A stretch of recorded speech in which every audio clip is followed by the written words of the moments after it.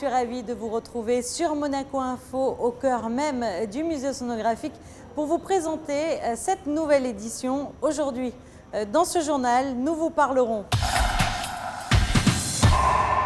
du traditionnel cocktail annuel du Conseil économique et social qui s'est tenu à l'hôtel Hermitage. Après 8 mois de travaux, les thermes marins réouvrent ses portes au public. La principauté se part de mille feux pour les fêtes de fin d'année.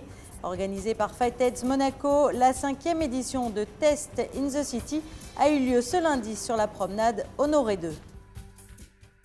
Direction pour ouvrir ce journal l'hôtel Hermitage où était organisé ce lundi soir le cocktail annuel du Conseil économique et social. L'occasion de dresser le bilan pour l'année écoulée. Le reportage de Vanessa Dessy. Il s'agit d'une assemblée consultative qui a pour fonction essentielle de donner son avis sur les questions d'ordre social et sur la vie économique de la principauté. Le Conseil économique et social s'est substitué à titre provisoire en 1945 à l'ancienne chambre consultative du commerce, de l'industrie et des intérêts fonciers et professionnels étrangers. Sa dénomination actuelle et son caractère permanent datent de 1995. Chaque année, le CES se penche sur des grands thèmes d'évolution de la principauté. Le rôle du CES, c'est tout d'abord de donner des avis au gouvernement sur des projets de loi économiques ou sociaux, et ensuite de s'autosaisir et donner des avis sur un certain nombre de sujets qui sont des sujets d'actualité et qui concernent l'ensemble des membres de notre Assemblée, qui, rappelons-le, est tripartite, une représentation patronale, une représentation salariale, et le 3e collège étant composé de sachants et de personnes de la société civile. En cette fin d'année, le Conseil économique et social dresse un bilan relativement positif. Au cours des derniers mois, l'Assemblée s'est réunie à 4 reprises, notamment pour émettre des remarques concernant 2 projets de loi. L'un sur la réglementation du repos hebdomadaire, l'autre sur le télétravail. Nous avons émis certaines remarques sur ces 2 projets qui, semble-t-il, ont été prises en considération, puisque concernant le télétravail, le gouvernement a déposé au Conseil national le projet de loi qui a tenu compte de nos observations. Et ensuite, en session ordinaire à 2 reprises, nous avons travaillé sur 11 projets de loi, 11 projets de vœux sur l'exercice. Ce qui est un travail assez conséquent pour une assemblée composée de membres de la société civile, mais tous bénévoles. Pour rappel, le Conseil économique et social a adhéré en 2005 à l'Association internationale des conseils économiques et sociaux et institutions similaires et en 2007 au Conseil économique et social francophone. Parlons bien-être à présent avec la réouverture des thermes marins, une réouverture qui était très attendue en principauté. La Société des bains de mer a invité la presse à découvrir ce nouvel écrin peu avant l'inauguration des lieux par le souverain. Émilie Rousseau était présente, son reportage. Un nouvel écrin pour un lieu unique. Les thermes marins de Monte-Carlo ont dévoilé un espace entièrement réimaginé pour offrir à leurs clients encore plus d'espace, de technologie et de sérénité. Le nouveau visage des thermes a été inauguré ce lundi par le prince Albert II après la présentation d'un ballet aquatique.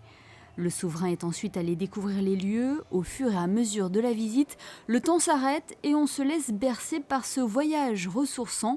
8 mois de travaux auront été nécessaires pour rénover une large partie du bâtiment et positionner ainsi les lieux dans l'air du temps. On a renouvelé complètement 2 étages, qui est tout l'espace wellness et toute la partie soins ainsi que la partie vestiaire, où on a magnifié ce site qui est déjà superbe en lui-même et on a projeté les thermes marins dans le 21e siècle pour reprendre la place de leader mondial que nous avions. Ce qui est en nouveauté, c'est toute la prise en charge de nos clients. On a voulu vraiment du sur-mesure avec des axes qui ont été très précis, qui sont axés sur la minceur, le détox, la performance, minceur et silhouette, qu'il y a à la fois tous les soins qui sont propres à la personne, dans des unités de soins qui leur sont entièrement dédiées, c'est-à-dire tout vient à la personne et le client n'a pas besoin d'aller à droite, à gauche. Tout est pour lui, tout est axé pour lui et personnalisé en fonction de son réel besoin et pas simplement dupliqué en programme de soins. Et on lie à la fois toute la partie sportive, bien sûr, la prise en charge sportive et la partie nutritionnelle. Et parmi les nouveautés que l'on peut citer, on peut retrouver ces cabines donnant sur la nouvelle piscine des Thermes Marins, une piscine d'eau de mer chauffée avec jet de massage et nage à contre-courant. Mais la nouveauté est assurément cette chambre de cryothérapie qui offre les bienfaits du grand froid. Déjà largement utilisée par les sportifs, cette méthode possède de nombreux avantages. C'est une espèce d'agression du corps qui va le forcer à réagir. Donc par les systèmes hormonaux, par d'autres régulateurs physiologiques comme le système sympathique, parasympathique, qui vont forcer le corps à avoir une réaction, tant au moment où on s'aperçoit aujourd'hui que c'est peut-être encore plus sur la phase de réchauffement, de réaction qui suit, que sur les 3 minutes qu'on passe derrière. Donc les modalités, c'est un petit passage bref à moins 60, un passage de 2 minutes 30 à 3 minutes à moins 110. Et là, on va respecter une petite période de repos optionnelle d'une dizaine de minutes parce que les effets, les bienfaits de la chambre, ils vont commencer dans les 10 à 20 minutes et selon les études, ils vont persister dans un premier temps dans les 2 heures à 4 heures qui suivent l'exposition. Incontestablement réputés, les Thermes Marins font déjà partie des leaders dans le domaine. Suite à cette rénovation, la direction vient de mettre tous les atouts de son côté pour figurer dans le top 3 des spas dans le monde. Vous avez sûrement pu le constater, la Principauté s'est parée de 1000 feux à l'approche des fêtes de fin d'année. Émilie Rousseau a assisté au coup d'envoi des illuminations de la ville. Son reportage. 5, 4, 3, 2, 1, 0. Bravo. C'est symboliquement en bas de la rue Princesse Caroline que la Principauté s'est mise à scintiller après un décompte fait par le maire de Monaco, Georges Marsan. Et pour la première fois cette année, le conseil communal a souhaité associer à cet événement 2 associations monégasques qui fêtent toutes deux un anniversaire marquant, Children and Future et l'association sportive de Monaco. C'est d'ailleurs en compagnie d'Hérodia, cette jeune malgache opérée au centre cardio-thoracique, et d'Axel, 3 ans, plus jeune pensionnaire de l'ASM, que ce coup d'envoi des illuminations a eu lieu. Les différents quartiers de la Principauté se sont donc parés de 1000 feux, un à un. Cette année, nous avons, comme je l'ai dit tout à l'heure, nous avons tous les quartiers de Monaco, personne n'a été oublié. On a rajouté des illuminations dans différents quartiers. C'est le cas de Boulevard des Moulins, c'est le cas de la Place des Moulins et également les nouveaux quartiers comme les Jardins d'Apolline. Et un effort particulier sur la rue Caroline, puisqu'elle est toute neuve, elle est magnifique, donc on a mis un toit lumineux, et également la rue Grimaldi, la partie haute, et la place d'Armes, où il y aura un sapin de 8 mètres sur la place d'Armes. La mise en place de toutes ces décorations et autres guirlandes est un travail de dur labeur. Les équipes de la ville sont mobilisées depuis plusieurs mois maintenant, afin que la magie de Noël opère. Nous avons nos équipes de la mairie qui, depuis le mois de septembre, se sont attachés à équiper les rues de la Principauté. Nous commençons par les artères secondaires, les quartiers moins délicats en termes de circulation et de nuit le plus souvent parce que, enfin bien entendu, ne pas gêner le trafic. Mais c'est vrai que depuis effectivement 2 mois, nos équipes sont à pied d'œuvre pour équiper les rues de la Principauté et pour arriver à cette inauguration ce soir. Et il est vrai que donc depuis plusieurs années, nous avons opter et travailler dans le sens d'une économie d'énergie. Bon, c'est une notion qui est très chère à la Principauté de Monaco. Et donc aujourd'hui, nous sommes totalement en ampoule basse consommation, ce qui correspond à une économie de près de 75%, ce qui est quand même considérable dans la mesure où, inversement, nous avons augmenté notre parc lumineux de plus de 40%. Donc je veux dire, c'est vraiment une économie notable.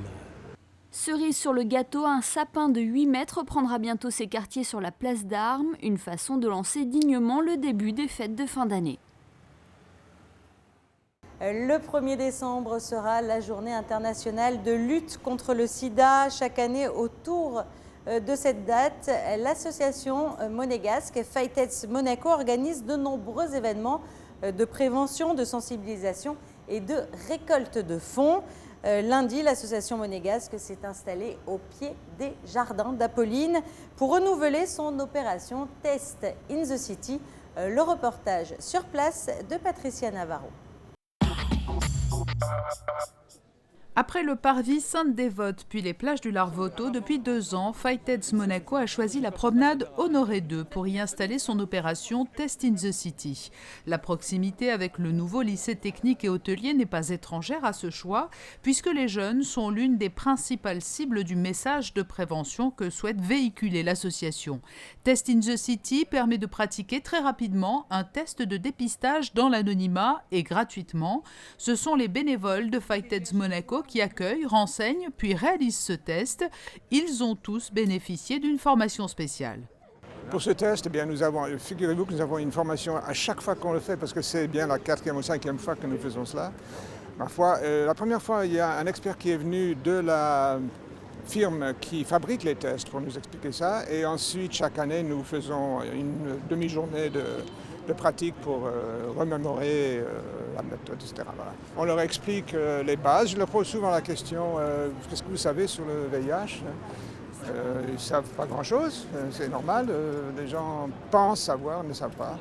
Ensuite, je leur demande est-ce que vous venez parce que vous avez une inquiétude particulière? Ils disent oui, non.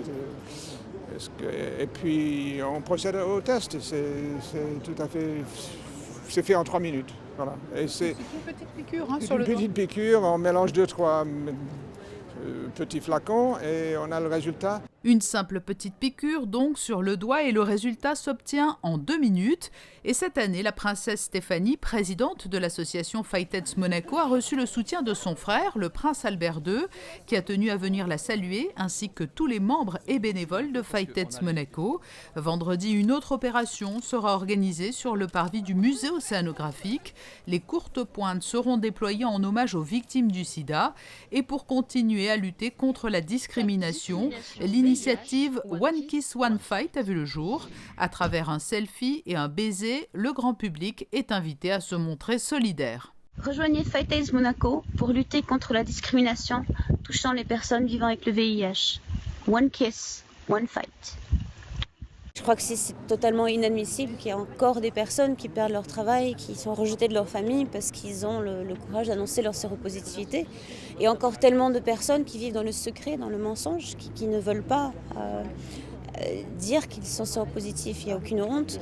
Donc ça a toujours été mon combat, la discrimination. Et je crois qu'avec les 10 ans de Fighteds, on a vraiment voulu faire une campagne là-dessus et la faire en grand et utiliser les moyens qu'on a aujourd'hui, voilà, que tout le monde aime. Et avec que chacun fasse un selfie pour montrer son soutien de One Fight, One Kiss, je crois que c'est une manière sympa de mobiliser le plus de gens possible. Et de leur donner à réfléchir aussi sur leur attitude vis-à-vis des personnes vivant avec le VIH et d'essayer de changer de cette manière-là un peu les mentalités. Et parce que sans financement et sans généreux donateurs, l'association ne pourrait mener à bien toutes ses missions et faire fonctionner la maison de vie de Carpentras, la vente aux enchères annuelle de Fighteds Monaco aura lieu le 1er décembre au Méridien Beach Plaza. Le centre de presse et Monaco Info soutiennent l'opération One Kiss, One Fight. Dans le reste de l'actualité en bref. Lors du gala de la Fédération internationale d'athlétisme, vendredi soir sous le chapiteau de Fontvieille, l'I2AF a récompensé le perchiste Renaud Lavillenie, auteur du record du monde, et la lanceuse de poids néo-zélandaise Valérie Adams. Ils ont été couronnés athlètes de l'année en présence du prince souverain et de nombreuses personnalités du sport. Et puis sachez qu'une journée portes ouvertes se tiendra ce jeudi à l'IFSI. L'Institut de formation de soins infirmiers du CHPG ouvrira ses portes de 10h à 18h. Une équipe pédagogique, des professionnels de santé, des étudiants se tiendront à votre disposition pour répondre à toutes les questions que vous vous posez peut-être sur le métier d'infirmier. Et puis sinon, après toutes ces informations, il est temps de passer en revue la carte météorologique pour les jours à venir.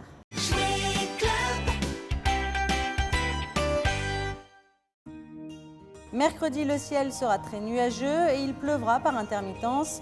Le risque d'orage persistera et les températures seront en baisse, mais seront cependant très acceptables pour la saison. Comptez 14 degrés pour les minimales et 17 pour les maximales. Jeudi et vendredi, toujours des nuages, des averses et quelques éclaircies. Quant à samedi, le soleil refera enfin son apparition, mais assez timidement. Le temps sera néanmoins plus agréable, accompagné d'un climat plus doux. Ce journal est à présent terminé. Merci pour votre fidélité. Et puis retrouvez tout de suite José Sacré qui vous présente les sorties cinéma de la semaine. À bientôt.